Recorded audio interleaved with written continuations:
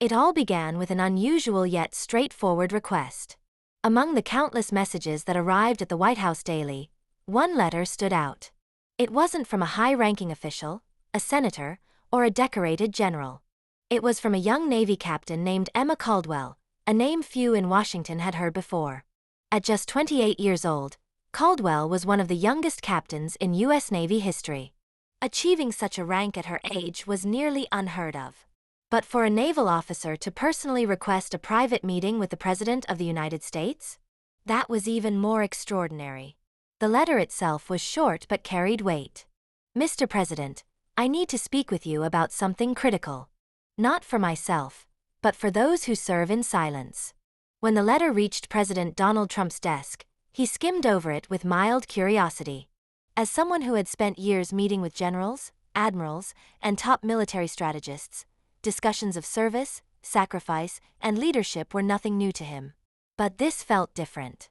Leaning back in his chair, he read the letter again. A young Navy captain daring to request a one-on-one meeting. What could be so urgent that she felt compelled to go straight to the top? "Who is this Captain Caldwell?" Trump asked, raising an eyebrow. One of his aides quickly pulled up her file. "Emma Caldwell, sir. She's 28 years old. Graduated at the top of her class from the Naval Academy. Commissioned as an officer at 22. Took command at 26. One of the youngest in modern naval history." Trump nodded, intrigued. "And her record?" "Impressive, sir. Multiple successful operations, commendations for outstanding leadership, but also some controversy. 3 years ago, she made a battlefield decision that resulted in casualties." Trump narrowed his eyes. He had met many military leaders, but it was rare for someone so young to demand a meeting at this level, especially someone with no apparent political ambitions. After a moment, he made his decision. "Let's hear what she has to say." Within hours, arrangements were made. The meeting was set. But as soon as word leaked that a 28-year-old Navy captain had been granted a private meeting with the president, the country took notice. Social media exploded with speculation. News outlets ran endless theories. Who was Emma Caldwell? What did she know? Why had the president agreed to meet her? Emma ignored it all. She had spent her entire career proving doubters wrong. At 18, when she joined the Navy, people underestimated her. At 22, when she became an officer, some questioned if she was ready. At 26, when she took command, whispers spread that she was too young, too inexperienced. But every step of the way, she proved them wrong. She had received the order. "The president wants to see you." Following orders without question was second nature to her. She had spent years serving in the Navy, growing accustomed to the brutal realities of war zones. But this was different. The Oval Office was a battlefield of its own, far more intricate than any war zone she had ever faced. 2 guards pushed open the double doors. As she stepped inside, Donald Trump sat at his desk, reviewing a file with careful concentration. The silence of the room was only broken by the rhythmic ticking of an old White House clock. The president lifted his head and looked at her. His brows furrowed slightly before he set the document down on the desk.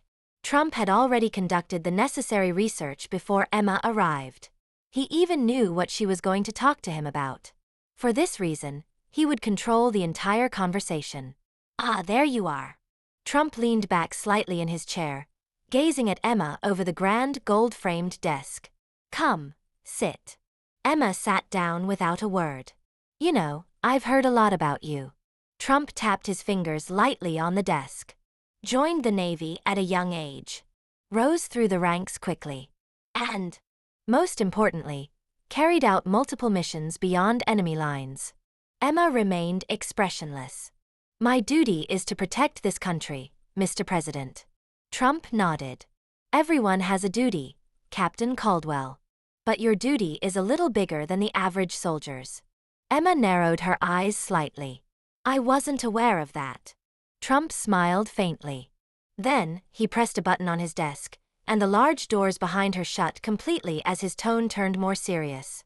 "Are you sure you don't know? Then let me ask you, how many times have you been to Arlington?" Emma's shoulders stiffened. She didn't need to hear a name, Jake's grave was the first thing that came to mind. Trump's eyes gleamed. And do you believe every single one of those men received the honor they truly deserved? Trump's voice rose slightly. Come on, Captain. No need for formalities here. I'm asking you, can you say out loud everything you've experienced? Or do you believe some things are better left buried? This time, Emma felt truly uneasy. Trump seemed to know far more about her past than she had ever imagined. What exactly do you want me to know? She finally asked. Trump leaned back in his chair. There are people who believe certain truths should never see the light of day. The silence that filled the room only made the president's faint smirk more unsettling. But sometimes, I see things differently. Emma listened carefully. Trump leaned forward, lowering his voice. Some of the soldiers buried in Arlington have names on their tombstones, but no past. Their records are missing, reports erased. And one of them should mean quite a lot to you. Emma's breath hitched. Jake. Hearing that name from the president's mouth felt like a bullet piercing her chest. How do you know about Jake? For a brief moment, Trump averted his gaze, then nodded slightly. My job is to see the bigger picture. And in that picture, some people matter more than others. Emma's mind spiraled. Jake had been her closest ally in the Navy. Maybe even the closest thing to family. But when he died on a mission, his file was closed so fast that the loose ends never made sense. Emma had voiced her suspicions countless times. Yet no one, especially not the government, had given her a clear answer. And now, in the Oval Office, the president himself was bringing it up. What are you trying to tell me? Trump leaned in slightly. Captain, I'm offering you a chance to learn what really happened to Jake. But knowing the truth comes at a cost. Not everyone is ready for it. Emma parted her lips to respond, but at that moment, an aide stepped into the room. Mr. President, your press conference starts in 5 minutes. Trump blinked and then turned back to Emma. Our conversation isn't over, Captain Caldwell. But for now, I have a statement to make. Emma stood, her mind racing with a million questions. How much did Trump know about Jake? Just as she reached the door, the president called out to her. A word of advice, Captain. Emma paused but didn't turn around. When you finally uncover the truth, think carefully about what you'll do with it. As the doors to the Oval Office closed behind her, Emma realized something. This wasn't just a conversation. And no matter what it took, she was going to find out what really happened to Jake. Emma gripped her phone tightly. She had no time to waste. She dialed Carter's number. Caldwell? His voice came, alert. I need answers. Now. Silence. Then, meet me at my place. And be careful. Emma drove to Carter's quiet suburban home, parking a block away. As she approached, she couldn't shake the feeling of being watched. When she knocked, Carter yanked the door open and quickly pulled her inside. Jake, she said immediately. What really happened? Carter sighed, motioning her to sit. He placed a worn file on the table. Jake didn't die in an ambush, Emma. That was a lie. Emma's pulse quickened. Then how? Carter opened the file. He found something, off-the-record military ops, black budgets, unauthorized missions. He was going to blow the whistle. Emma clenched her fists. And they killed him for it. Carter nodded grimly.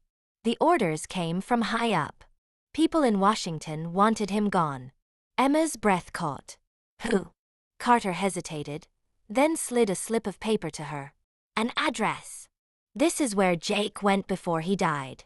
If you want the truth, start there. Emma's eyes narrowed. And if I find something? Carter's expression hardened. Then you'll be in danger. Just like Jake. Emma pocketed the paper and stood. Then I guess I better move fast. Carter's voice stopped her at the door. Emma, be careful. She didn't answer. The truth was waiting, and she was ready to face it. In the darkness of the night, Emma quietly drove toward the abandoned building. Her heart pounded in her chest. Knowing that Jake had met someone here before his death only made things even more complicated. This place was supposed to be empty, but it wasn't. A dim light flickered inside. Someone was there. She approached the door cautiously, gun in hand. Just as she stepped in, a voice stopped her. "Nice try, Captain Caldwell." Before she could react, a cold barrel pressed against her back. She turned slightly, enough to see the man stepping from the shadows. General Reynolds. Emma's fists clenched. "What the hell are you doing here?" Reynolds smirked. "Giving you a choice. Walk away from Jake's death, or end up like him." Emma's mind raced. Reynolds knew everything. He was part of it. "You killed him, didn't you?" she said, her voice steady. Reynolds shook his head. "No, but I gave the order." Emma's stomach turned. Jake had uncovered something powerful. Illegal Pentagon operations, hidden funds, off-the-record missions. He had tried to expose it. And they had silenced him. "Let it go, Caldwell," Reynolds continued. "Or, we can offer you something. Real power. Join us." Emma's grip on her gun tightened. Jake would never take that deal. Neither would she. "Not a chance," she hissed. Reynolds sighed. "Unfortunate." Suddenly, an engine rumbled outside. Emma's heart pounded. Someone was coming. The door burst open. Donald Trump walked in, 2 Secret Service agents at his side. He scanned the room before locking eyes with Reynolds. "I told you not to," Trump said, his voice cold. Reynolds' eyes widened. "Mr. President, I can explain." Trump lifted a hand. "No, you won't." The Secret Service restrained Reynolds. The general struggled but had nowhere to go. Emma turned to Trump. "You knew about Jake, didn't you?" Trump met her gaze. "Some truths take time to surface, Captain." Emma clenched her jaw. "Jake tried to reveal it. And he was killed." Trump nodded.